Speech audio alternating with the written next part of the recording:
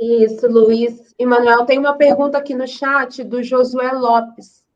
Ele pergunta: baseado na ideia de vocês, o governo brasileiro está perdido, não sabe o que fazer em termos de segurança pública? Ele pergunta se o governo brasileiro está perdido e não sabe o que fazer em termos de segurança pública. Luiz, por favor. Pois é. Eu acho que, infelizmente, isso é verdade, sim. E está perdido em termos, porque não faltam debates e reflexões acumuladas de conhecimento.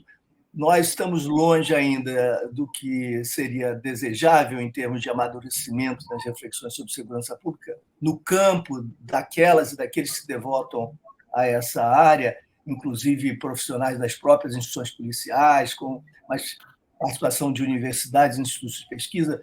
Sim, ainda estamos num patamar inferior ao desejável, mas muito, muito superior àquele que era usual no início das nossas pesquisas, no final dos anos 80, quando o Brasil ainda transitava da ditadura para a democracia. O salto foi muito expressivo. Hoje há trabalhos acumulados. Não se justifica a afirmação, não se justifica, ela não seria razoável afirmar que um governo popular democrático, de fato robusto, pudesse se sentir perdido. Ele pode se equivocar, evidentemente, mas perdido não faria nenhum sentido, dado o acúmulo na área. Pelo menos os elementos fundamentais teriam de ser levados em consideração. No entanto, nós vemos que não há rumo. Essa sensação de estar perdido, que descreve bem o quadro de quem age reativamente, voluntaristicamente, apresentando aqui o que seria um plano, e não é um plano, é uma carta de intenções, que será sucedida por algum plano daqui a sempre 60 dias, que se adiam, postergam, renovam. Esse tipo de postura é o sintoma não da ausência de reflexão no país, setores progressistas e democráticos, é a ausência de compromisso por um cálculo político. Qual foi o cálculo político? Ficou muito evidente desde a transição. Foi o seguinte: não vamos tocar nisso. Não vamos tocar na questão militar, não vamos tocar na questão da segurança pública. Mas é preciso dizer alguma coisa? Sim, vamos então proceder do seguinte modo: nós vamos, no caso da segurança pública, eleger um problema que, de fato, é muito sério e que não vai suscitar grandes perturbações na correlação de forças, não vai suscitar reações tão fortes na sociedade, até porque a sociedade é bastante sensível a uma perspectiva mais positiva nessa área. Qual é a questão do armamento, a necessidade de desarmar e de reverter aquele processo de flexibilização do acesso às armas que marcou dramaticamente, perversamente, o período Bolsonaro. Então, vamos focalizar nisso, vamos agir na Amazônia, e isso é muito virtuoso e importante, alguma coisa tem sido feita, é um compromisso do Brasil com o mundo todo, consigo mesmo, do seu futuro. Ótimo, vamos tomar esses focos. Mas a problemática da segurança pública, propriamente, nós vamos deixar debaixo do tapete. Tá? Então, vamos indicar o secretário nacional, não vamos criar ministério, porque isso exigiria uma agenda, um compromisso com projetos de reforma. Você não cria uma burocracia, você está criando uma agência política, então supostamente seria o Ministério da Reforma das Polícias, no mínimo. Não vamos fazer isso, vamos deixar lá a secretaria submetida ao ministro. Vamos chamar alguém que não seja da área. Vamos chamar alguém que não tenha nenhum compromisso com agenda nenhuma, nem A, nem B, nem C. Vamos chamar um deputado que não foi reeleito do PSB, que é o partido do ministro lá de Pernambuco, mas alguém que não tenha passagem na área, que não tenha nenhuma relação com a área, e que, portanto, não traga consigo compromissos e que seja low profile, porque esse vai ser um espaço político, de exercício de trabalho político do ministro. Muito bem, fizeram isso. Mas quais são as políticas? Vamos voltar para planos anteriores, que foram interessantes, vamos chamar pessoas muito respeitáveis na sociedade, muito respeitáveis, para tocar esses planos. São planos de prevenção da violência que investem no social, mas de forma muito, muito débil, porque as ideias não sejam inteligentes, mas porque não há recurso suficiente, nem articulação nacional para algo que efetivamente produza resultados. Então, mas vamos dizer que temos esse compromisso, chamando pessoas respeitáveis e alocando algum recurso para a retomada de projetos pretéritos, e pronto. Mas e aí as questões emergenciais? E o desastre que tem sido o encarceramento em massa de jovens negros, varejistas, do comércio de substâncias ilícitas, fortalecendo facções criminosas nessas masmorras medievais criminosas, entregues às facções que são os presídios. E essa lei de drogas absurda, e o descontrole das polícias, que são rebeldes, refratárias a comando político-civil, e as mudanças necessárias para impor um pacto antirracista que não aprofunde o racismo estrutural e as iniquidades de classe, e os trabalhos de controle do tráfico de armas, de proliferação dessas organizações criminosas, permeando as instituições, degradando-as, invadindo a política, conquistando territórios, e todo o desafio na área. Isso não é conosco. Vamos deixar os governadores, isso é um problema deles e tal, e ficamos aqui. O que acontece? Você não gosta do problema, mas o problema gosta de você. Pula no seu colo, arde, pega fogo, e aí você tem de lidar com ele. E o que você faz? Improvisa de novo o velho voluntarismo e busca da prateleira uma GLO, pelo amor de Deus. Então, está perdido porque foi uma escolha, não enfrentar. Ana. Luiz, Manuel, vocês falam também no artigo, algo que vocês já explicitaram aqui, né? Já expuseram aqui, mas é bom reforçar. Vocês falam que os governantes estão perdidos, temerosos de uma opinião pública, isso aqui que me chamou a atenção, que essa opinião pública já estaria envenenada por uma confusão entre justiça e vingança, e a gente realmente vê isso no nosso dia a dia.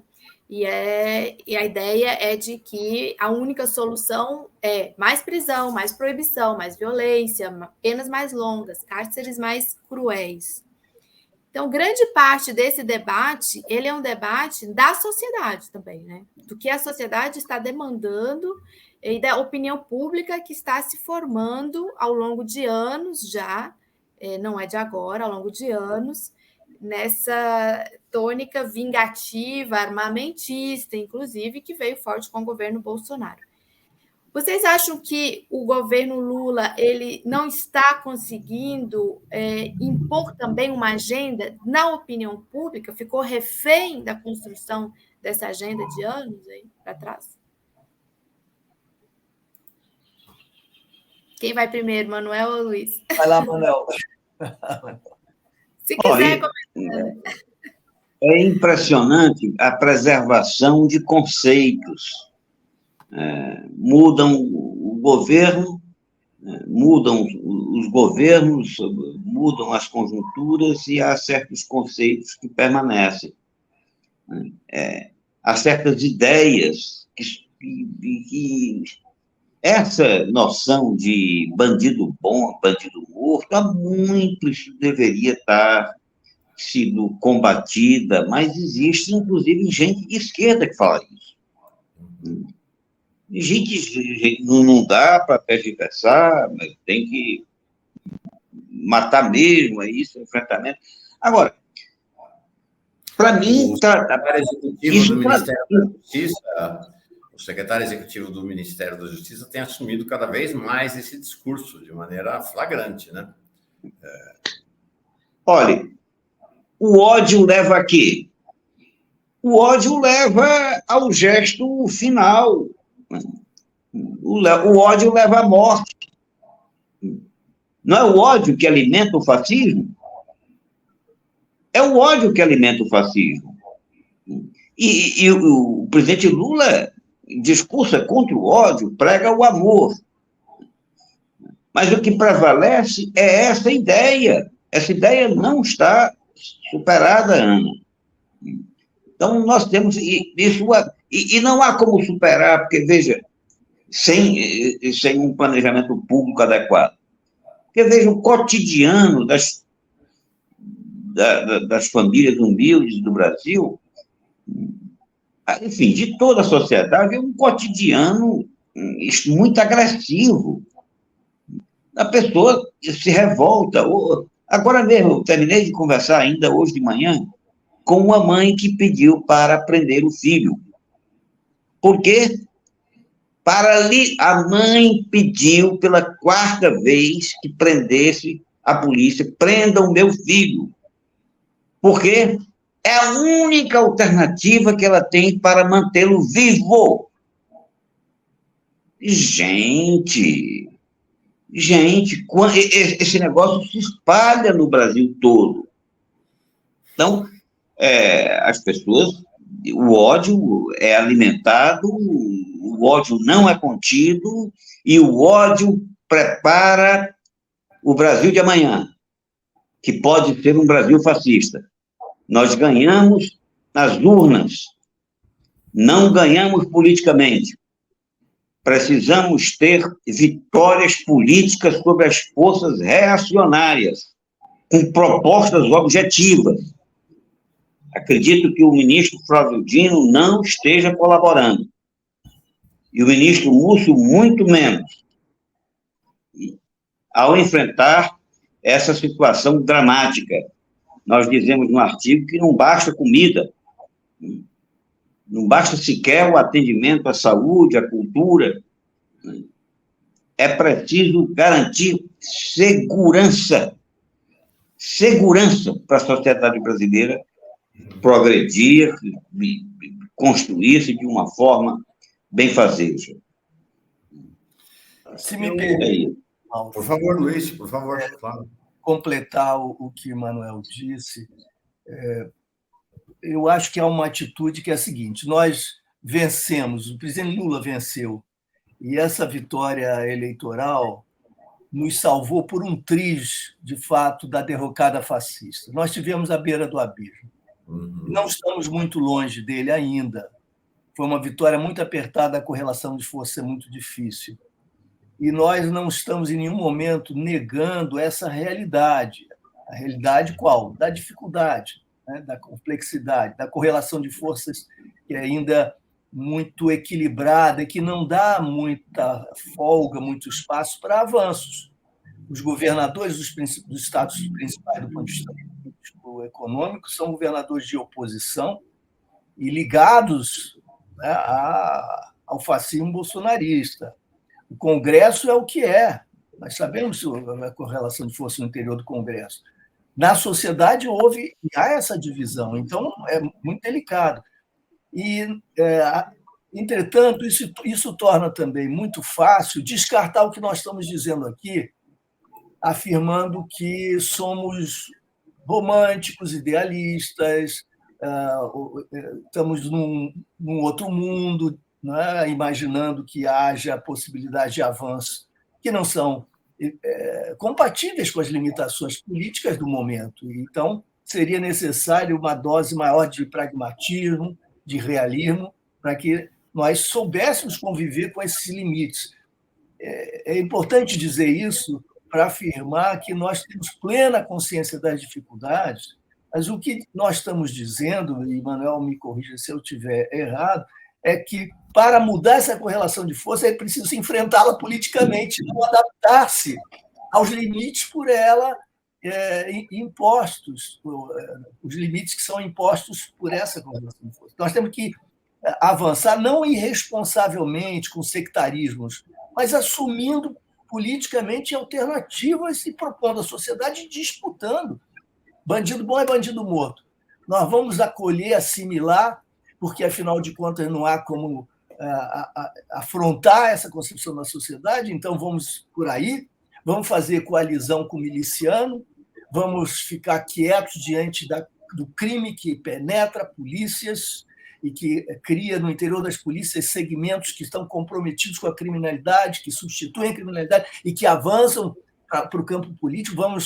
Vamos buscar candidatos para pleitos municipais que possam expressar coalizões com milicianos, porque essa é a realidade, porque a sociedade pensa assim, que daqui a 100 anos, quiçá, isso se transforme, desde que nós estejamos no poder e vençamos a próxima eleição de alguma maneira. Mas que vitória é essa? Vitória de pirro, entregando para milicianos, aderindo a milicianos, aderindo a discursos de ódio, como dizia Manuel. É preciso enfrentar politicamente. Enfrentar como? Não é só com retórica, é dizendo objetivamente, nós temos alternativa a isso. Vocês querem testar ou não querem? E se as coisas estão péssimas, é porque vocês estão escolhendo o caminho de sempre, e renovar esse caminho, repetir o que sempre fizemos, vai nos conduzir mais adiante na mesma senda. O Brasil tem sido o laboratório do proibicionismo, da violência policial, da entrega de sistema penitenciário a facções criminosas com descumprimento da LEP, do encarceramento em massa, da negligência completa em relação ao envolvimento de polícias, de segmentos policiais com criminalidade, etc, etc. Isso gerou o quadro que nós temos hoje. Estamos satisfeitos com o que nós produzimos? Foi a ultradireita que fez isso. Foi a direita que fez isso. Foi esse discurso bandido morto que fez isso. E esse é o laboratório, o Brasil das décadas, com essa perspectiva. O resultado é esse. Alguém está satisfeito? As polícias estão satisfeitas, os profissionais de polícia, com isso? É preciso dizê-lo claramente. Então, se não estão satisfeitos, não vão pedir mais do mesmo. É preciso, então, entender que esse modelo faliu e nós temos de apresentar à sociedade outros com responsabilidade e com realismo.